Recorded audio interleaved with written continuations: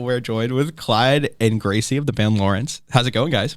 Good. Thanks for having us. Of course. I'm really excited to have you guys in because I am genuinely a large fan. I've seen you a few times. I think most recently was with John Bellion and Marky Basie at the Pavilion, and like not right before COVID, but like 2019. Yeah.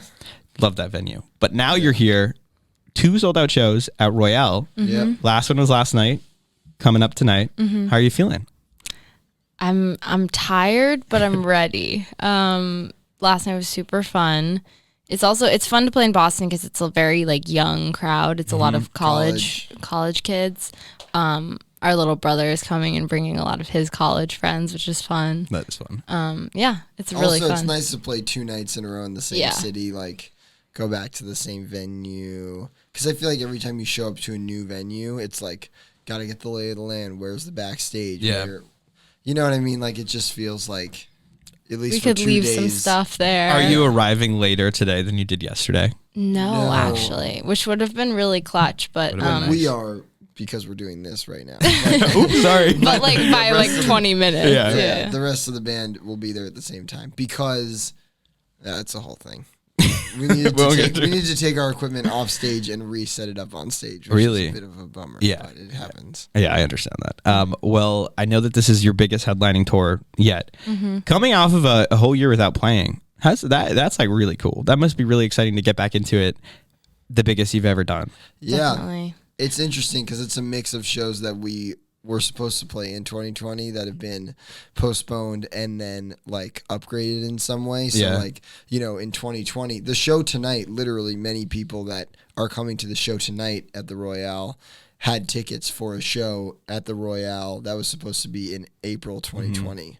But then we've postponed that to now and added a second night. So it's a lot of that stuff where it's like an upgraded, postponed version of another tour, which it feels very much like a celebration of like, guys, we all made it. Like the audience and us that we're like here feels like an achievement in and of itself. Celebration's a good word. I forget if it was a written interview or like a podcast I listened to.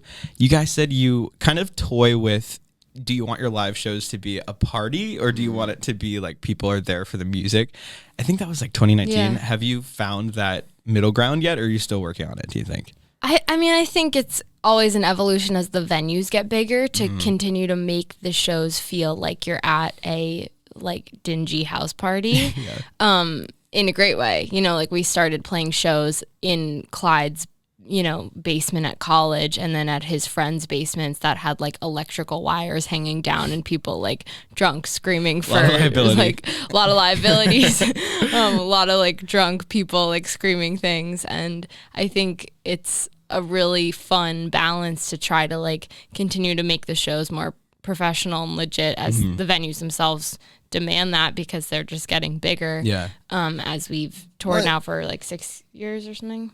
Yeah, I would say, though, that when we were playing those house parties, we were trying to still find that same middle ground by making those feel as legit as possible. It wasn't like back then we were like, it's a shitty house party, like, we're going to lean into that. It was like, no, we're going to take the fact that this is a, like, you know, raucous house party and, like, really try to make it as legit of a musical experience as possible. And then like as the like venues become such that they are more legit, we're like cutting the other way by trying to like, we're literally going to play the cha-cha slide tonight at the Royale. So spoiler alert. Yeah. That's awesome. I think it's like, you know, we're constantly trying to find that middle ground, but like as the venues change, as Gracie said, it's like how much we have to lean into one thing. And we're always trying to find middle grounds in so many ways. Like not just the like party versus music experience, but even just the like accessibility, like for different levels of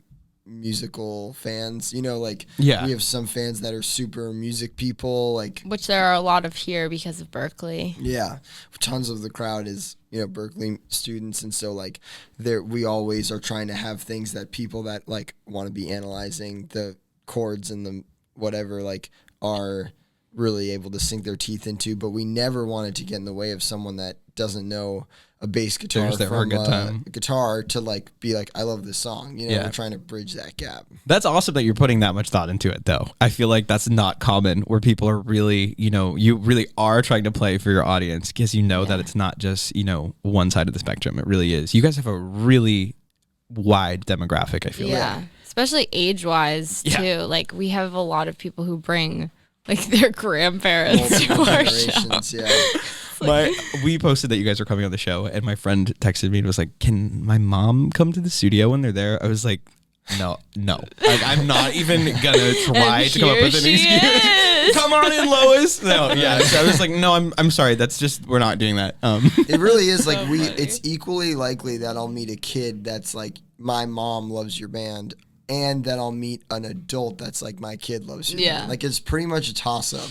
Dude, that's so special though, man. Like, there's not many sounds like that. And I think that's really what's so special about your music is like, it is just so, like you said, like palatable to a common ear, but also if you really want to like dive into it, you're like, shit, like they're onto something. Like there's a lot of talent behind it. I've heard like when I've listened to like some Billie Eilish interviews, she said a similar thing of like some of her fans are really wide in age demographic, which is interesting to hear because like she's obviously a pop artist, or that's how she gets classified. So you'd think like her fan base is only super young people. But I also wonder if it's like, from what I know about her or the documentary that I saw, like she's very close with her parents, and I wonder if it's like the influence of having parents that you're super close to and their musical taste kind of influences like what kind of fans you end up having. Obviously she's on a much larger scale, but I just thought that was that's an interesting concept. Yeah, because my parents they listen to old stuff. My dad has vinyls, not because they're back in style. Like, he still has all of his vinyls. He was like an old DJ. Cool. So I definitely like, if not that I make music, but if I would definitely pull from like their influence. That being said, you guys went to Brown in Providence. Stone's throw away. What is your relationship with Boston? Like, do you come here often? Yeah, I mean, when I was at Brown, I came to Boston probably like as much or more than almost any of my classmates because I was coming up all the time to see concerts. Yeah. I feel like a lot of people pass by Providence.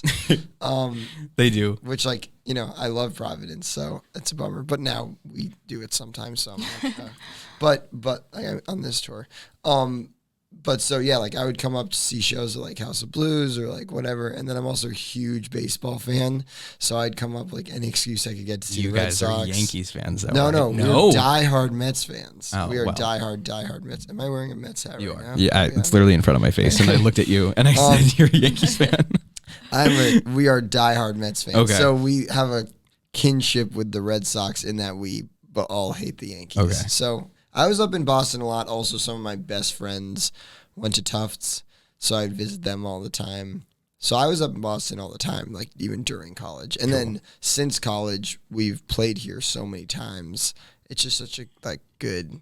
It's probably after New York, the city where we might have the most fans. The college market is really clutch too. It really adds so much like of an atmosphere to whatever the venue is because they'll show up for not that they're just showing up because they're in the area, but like they will show up for anyone. So if someone just like comes off the street, like they can turn it into a really fun time. And I feel like Boston doesn't get the credit that it does in terms of like having a great energy for music. Definitely. No, we've always had really like great positive experiences playing here, and like all the shows have always been super, like the energy of the Boston shows is what I remember from the past however many years we've been on tour. That's exciting. That's good to know. New album.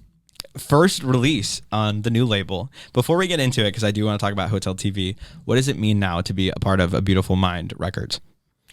Yeah, I mean, it's been a really cool experience. So John Bellion, who produced the album along with Clyde, myself, and Jordan Cohen and Johnny Coe in our band, he had come upon our music. We had this like fortuitous opportunity where we opened for him at a college like spring weekend in North Carolina, and we like happened to kind of meet him and just say like, hey, we'll try to keep in touch, whatever, like hopefully you're doing from well. Long Island. He's from Long Island in New York, and we have a lot of Long Island roots, and so like I think that really bonded soul connection. Yeah, when you hear someone's from Long Island, also you get really like our parents are from Long Island, and one of the Especially guys in the John. band is from Long Island, so like, and we spend so much time actually making our albums and recording almost exclusively on Long Island for many years. So we were like really stoked to talk to him about that, and he cares about that a lot. So then, yeah, we ended up just staying in touch, and then a few years later, he kind of dug into our stuff even more and was like, hey, I'd love to just talk to you guys about like getting involved somehow, and I want to make a label, and I want you guys to be the artist that I signed to it. So Awesome. It was really cool, and the label itself is like an awesome thing to be a part of, because it's really like, I forget what their like Instagram bio is, but it's really just about like creative minds and like, you know, all that stuff that people say that's usually bullshit, but it's really not in this scenario, because John is like such a real artist and really, really cares. So it's been one of those sort of like magical, interesting experiences that sort of happened, and we're super lucky to be on that label. Yeah, I mean, and as a result, the new album Hotel TV. Yeah. So like, what's the pressure like now? So when you put out this album, is there more pressure because you do have the label backing, or is it just kind of like another day, another dollar? With the label, ultimately, it's still like an independent situation because it's just like, although I 100% agree with everything Gracie said about it being a great Creative partnership. great creative partnership for us. At the end of the day, it's still just us and John. It's just still the way it was before, like just us independent, but now we've just added John to the fold, and he's lending his creative expertise and his business mindset and just all the things we His love about having John. Yeah. I mean, we love John for a variety of reasons, but at the end of the day, it still operates very much as an independent band rather than like a band that's on a major label. Yeah. But yeah, I don't think so. I don't think that component of it changes the dynamic at all. And we really like being independent for the reason of like being able to kind of call our own shots and determine the stakes of everything ourselves. But yeah, I think each album release is a little bit different. I felt a lot more pressure releasing our last album, Living Room, than this one. I don't know if you agree with that, but I felt like we had kind of like gotten a spark going with our album Breakfast, and then Living Room felt like a really important inflection point to like either like get that train rolling steady or like to not. Yeah. You know what I mean? The opposite, yeah. And then I think it did do that for us. And so then like it kind of just felt like the train was rolling. We were gaining new fans every day. We were building something really sustainable. So for Hotel TV, it just kind of felt like, to me, like I just believed in the songs. I believed in the album. And it was just like, I guess there is a variety of different ways it can go, but it just felt to me like it was just going to be something that kept the momentum going, kept new fans coming in, and I don't know, I felt a little less I think that's scared. a great mindset, because I feel like you're right. Like that album was in hindsight probably really important for you to like determine what's gonna happen from here, and to have achieved that and like then be comfortable just kind of putting it out and knowing you can trust your fans and liking it. I feel like that's I think really there's great. a lot of trust in the fans. The album's a little different, you know, maybe some of the sounds are different, maybe some of the choices are a little different, so it is different, but I just felt like People would get it. People would get it. It would bring new people into the fold. Other people that like us already will certainly not hate it. You know, it's like, still very much you guys. I mean, I Yeah. can definitely see like you've changed some things up or you tried some other new things, but as artists do with new projects, it's nothing like you didn't rebrand like A Star Is Born Allie doing whatever she did. Like that's next. Yeah. Clyde with orange hair. Sellout era. It's coming, guys.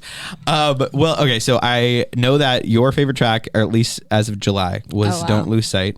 And yours was Thoughts from the ER. Thoughts from the ER, Silver Lining. Does that still hold true? I don't know. I think like wherever you heard that was just like whatever I said that day. Yeah. I don't really think that. I think it was from an Instagram post where I was like, take a video. What song's your favorite? Exactly. Precisely what it was from. Yeah. Yeah, I mean, I think I was excited about Don't Lose Sight at that moment because it was like maybe we had I don't know. I like all of them, and every day it's like a different vibe. Yeah. You know?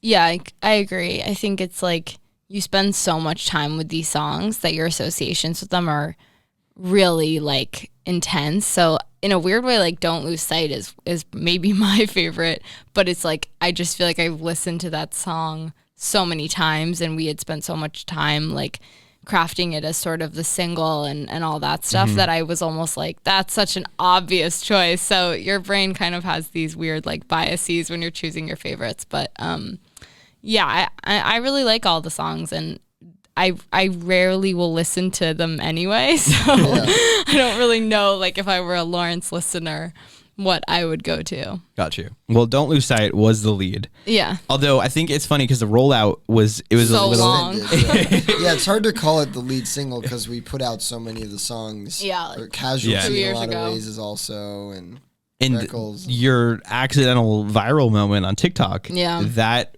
like made Freckles come out sooner than you were intending, correct? Yeah, so we had kind of two like viral accidental moments. I guess all viral moments are accidental unless you like own the universe. But the first was Freckles, which was during the pandemic. We put out 2 live albums because we realized it was Clyde's idea, like how nostalgic everyone was for live music during that time. And we just happened to have recorded for the first time.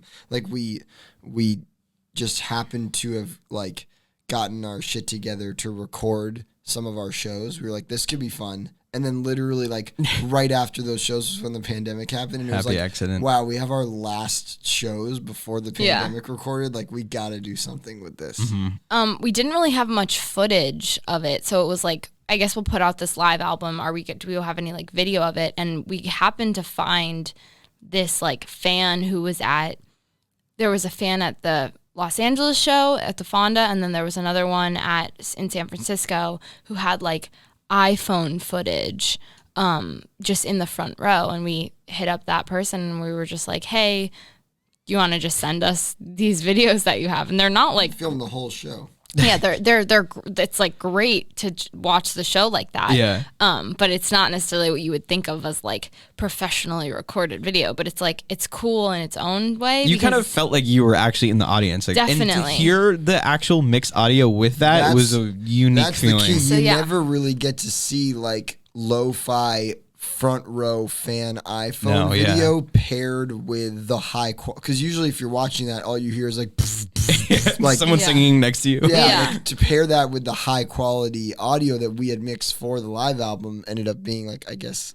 part of the secret sauce of And what was cool about the way it was mixed was like we put in a lot of effort to think about how much of the like crowd noise we wanted to keep in, and we ended up keeping in I think quite a lot in the live album because it was just so exciting in the rooms. Like the people, it was just a good feeling, and it was hard to like capture that without having a lot of the crowd noise. So I think that's why the iPhone footage really works, is because it doesn't feel like you're in like a studio or something when you're watching it.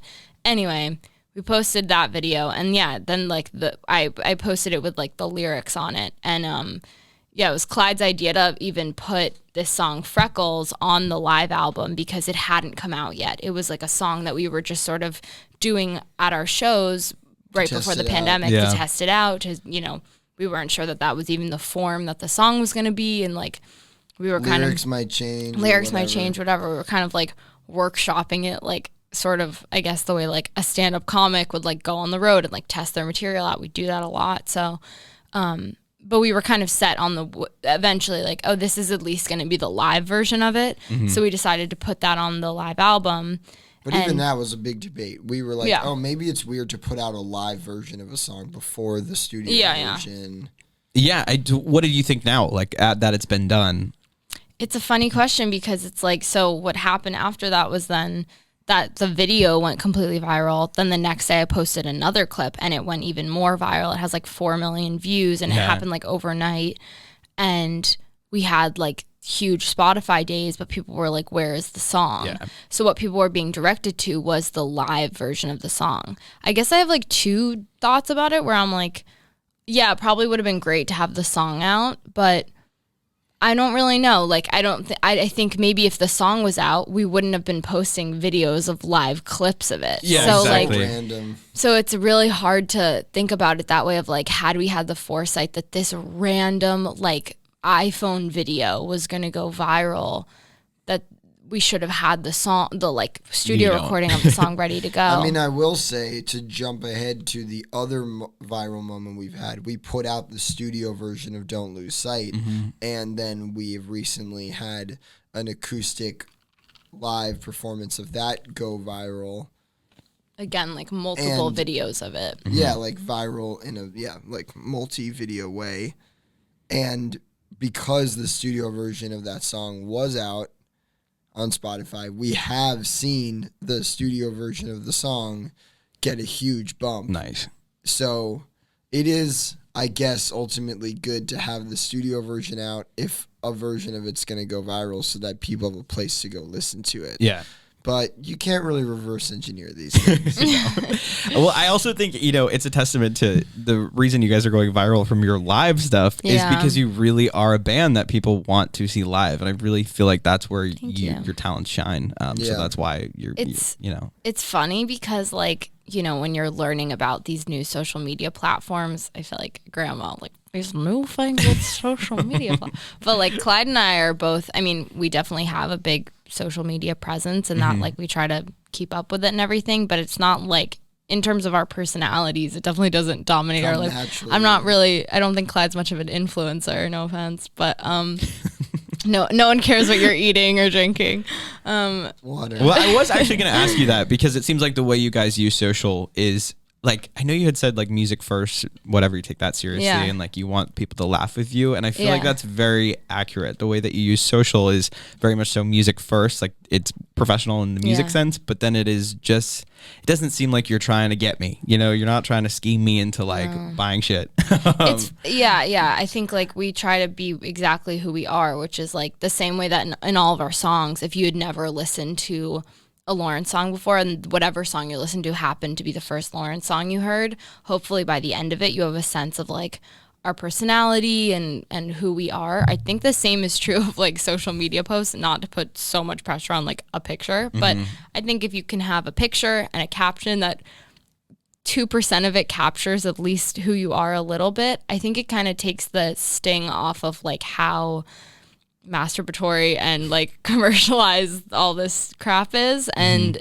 like I believe that there's something actually good about that. Then I can feel good about being like, oh, I'm asking people to come to our shows because I'm asking them to come to our shows in a way that's very authentic and who I am, and not like weird and creepy. So and I think hopefully we'll keep true to that ethos as we go forward. That was definitely leading into my next question. You guys are obviously growing, and with growing comes like more opportunities, more fans, more fame. How do we feel about what could, potentially come out of this? Like, how are we feeling now I know you get stopped on the street sometimes. How do we feel about that? There's like a big, this is a fight. Right. Clyde gets stopped on the street once a day in New York. Recently I've been getting stopped on the street all the time in New York, which is bizarre. I feel like, and you don't really care. Like you're just like living your life, happy to be whoever the fuck you are. But then I would love for anyone to stop me on the street ever. Never happens. No one ever recognizes me. I think it's because I look exactly the same on the street as I do in every piece of content that we put out and on stage. Whereas I think like people are surprised at how short you are. And I'm very short. Don't like dress necessarily exactly the same way. Yeah. So I think that's a part of it. I mean, there's been a couple moments where like you and I have walked down the street together, and people will be like, "Clyde Lawrence." No way. Like, and I'm literally taking my clothes off, just like anyone noticed me. But it's. I would have just let out like a really high note just so that they know who you are. Hey. Yeah. I mean, I don't really think it's funny. Like people always think, I'm not saying you're doing this right now, but people always think like that we're blowing up in like that moment. You know what I mean? Like 3 years ago, people were like, you guys are really blowing up right now. And then You guys are really blunt. And I think that's just what happened. People aren't used to, in this day and age where most people get famous by just like going viral. People aren't used to seeing just like a very slow, gradual like movement building, which is what we're kind of trying to do. So it's like this funny thing where it doesn't feel like, oh my God, we're in a moment where we're taking off right now. Yeah. It doesn't really feel that way. It just feels like we're continuing to grow at a very steady pace. Although I do think that there is an extent to which, like, every time we put out something new, there's like, it's more than just like, oh, it's the slow growth. Like it's I would say it's exponential growth every time we're like, you know, doing something new and you know, it feels exciting that way because the amount that we're growing right now is a faster rate, if I understand math correctly, than it was before. So I think that's Yeah, that's probably true. But yeah, I think at the end of the day, I guess my only point is that I don't really think it changes our approach or mindset. Gotcha. You know, I don't think that we're like overwhelmed with this like new chapter in a way where we're like, we gotta figure out how to whatever. You know, I think we're just gonna keep making music that we like, keep playing shows and trying to headline big shows and open for people that are bigger than us, even if the people that are bigger than us are bigger than whoever was bigger than us before, you know, like, and it just kind of just keeps the ball rolling. Period. That's how I feel about it, at least. Yeah, I think I kind of agree. Although I am like swayed by every moment feeling like really exciting. And I do think that there's an extent to which, because you said the word viral in that sentence, Clyde, like these two bumps of virality, like really definitely made a huge difference. So I think that there is an extent to which like the healthiest approach is to keep growing your music and your business and whatever in this way that you know how and that feels organic. And then there's these occasional moments that are like these random, you know, splashes of like huge influx of fans, and I think that those moments are important to capitalize on, and it is important that we put out the song Freckles after the video went viral. You know, there is an important thing to do in the wake of those kind of exciting moments, and hopefully as they have happened more frequently, we've gotten better at knowing exactly how to follow up each of those moments. I think that's a great point. Like, you guys aren't, you know, necessarily trying for the viral thing, and when it does happen, like, you already established, like, you already have records, so like you don't need the viral moment for people to listen, but it certainly doesn't hurt. It's cool. Adds like fuel to the fire. Absolutely, in a big way. All right, so that being said, final question: what are your goals then? We know you're killing it right now. Hotel TV just dropped. What are like tangible goals for the next year or so? That's a good question. I'd like to eat less meat. I'd like to sleep more. And in terms of our music, I'd like to eat less meat. Yeah, I think it is exactly what we said, you know, just keep growing, keep putting out stuff, you know, that's like a big thing, is just keeping the ball rolling is such a full-time job. And I think that I think it's really exciting to see how people, now that we have the fans, it's like, it's such a dream come true that it's like all you want to do is just keep providing things for people to be excited about. So I think that that's like a huge goal, is to just keep finding the things that are cool and interesting for people to watch. And we have the rest of this tour ahead of us, so doing There's just so much. I'm just so grateful for like the fact that we have a fan base that's eager, you know, like that's all that we've wanted, is like, it's just, there's so many ideas that we've all had, whether it's musical ideas or even just like fun random ideas, where it's like, once we have enough fans for this XYZ idea to be worth it, like, this is a cool idea. Like, an example is like, we've been doing this thing like where we do a Secret Santa with our whole fan base. Like, anyone can sign up, and including us, we sign up, and then like we automatically pair you with someone, and then, or not pair you, but you know how Santa works. Like, and so like someone will send a gift to, some random fan will send a gift to me, and I'll send a gift to some random fan, and so on and so forth. And like, we had that idea when we didn't have that many fans. Yeah. And we still did it, and it would be like 100 fans would do it.